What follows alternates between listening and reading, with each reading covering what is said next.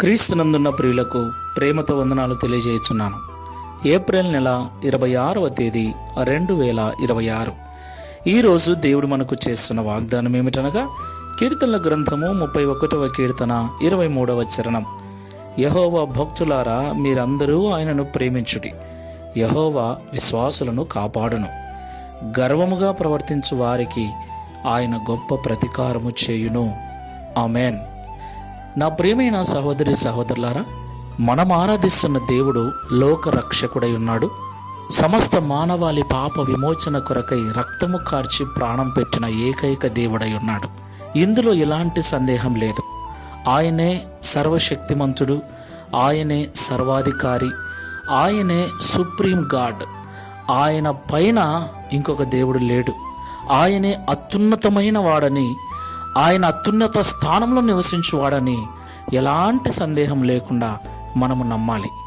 అయితే ఈ లోకంలో ఆ సర్వోన్నతుడైన సర్వశక్తిమంతుడైన యెహోవా దేవుణ్ణి, యేసు దేవుణ్ణి ఆరాధిస్తూ విశ్వసిస్తూ జీవిస్తున్న విశ్వాసులమైన మనకు ఈ లోకంలో సమస్యలు కష్టాలు వస్తాయి, రాకుండా ఏముండవు. అవి ఎంతలా ఉంటాయి అంటే ఒక్కోసారి భరించలేక తట్టుకోలేక ఎంతో వేదనతో దేవుని ప్రేమను, దేవుని కృపను, దేవుని ఉనికిని కూడా సందేహించే భయంకరమైన శ్రమల గుండా మనం వెళ్ళవలసి ఉంటుంది. అవును ప్రియులారా, యోసేపు జీవితంలో దేవుడు వాగ్దానం చేశాడు. వాగ్దానం చేసిన తర్వాతనే యోసేపు జీవితంలోకి కష్టాలు ప్రవేశించాయి. ఎంతగా ప్రవేశించాయి అంటే 13 సంవత్సరాలు నరక యాతనను అనుభవించాడు. ప్రియులారా, 13 సంవత్సరాలకు ఆశీర్వదిస్తానని దేవుడు ముందు చెప్పి ఉంటే అది ఎలాగ ఉండేదో, ఏదో ఒకలాగా భరించేవాడు. అయితే ఎప్పుడో తెలియకుండా, ఎప్పుడు ఆశీర్వాదం వస్తుందో, ఎప్పుడు వాగ్దానం వస్తుందో, ఎప్పుడు స్థితి మారుతుందో తెలియకుండా ఓర్చుకోవటం అంటే నిజంగా చాలా బాధాకరమైన విషయమే కదా.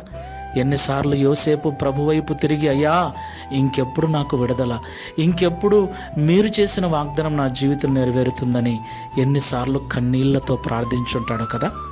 అవును ప్రియులారా, ఒక విషయం గుర్తుపెట్టుకోండి, కష్టం ఎంత గొప్పదైతే ఫలితం అంత గొప్పగా ఉంటుంది. రాబో ఆశీర్వాదం ఎంత ఉన్నతమైనదో ఇప్పుడు భరించవలసినటువంటి కష్టము కూడా అంతే ఉన్నతమైనది. కాబట్టి మాటలు వింటున్న ప్రియ సహోదరి సహోదరుడా, వేదనగా ఉందా, బాధగా ఉందా, దేవుని ప్రేమను, దేవుని ఉనికిని, దేవుని కృపను కూడా అనుమానించేటువంటి భయంకరమైన వేదనల గుండా వెళ్తున్నావా? భయపడొద్దు. యోసేపును జ్ఞాపకం చేసుకో. ఖచ్చితంగా ఒక రోజు ఉంది, ఆయన తన విశ్వాసులను కాపాడువాడై ఉన్నాడు. కాబట్టి ఆయన్ను ప్రేమిస్తూ ప్రార్థనాపూర్వకంగా విశ్వాసముతో ప్రార్థన చేసుకుందాం.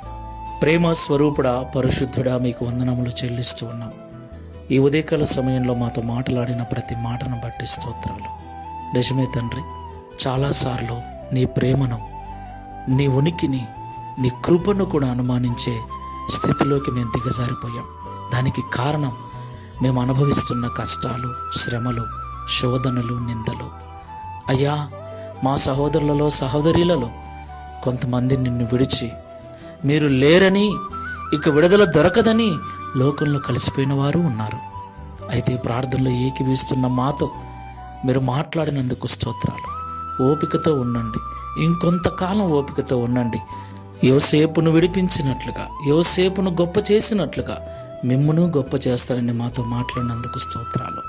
ఈ ప్రార్థనలో ఏకీభవిస్తున్న నీ బిడ్డలమైన మేమందరము, అవును తండ్రి, వచ్చిన కష్టాన్ని బట్టి, చుట్టూ ఉన్న శ్రమలను బట్టి కొన్నిసార్లు మీరు ఉన్నారా, మీ ప్రేమ మా పైన ఉందా అన్న సందేహం కూడా కలుగుతుంది. అయ్యా, ఈ మాటల ద్వారా బలపరిచినందుకు స్తోత్రాలు.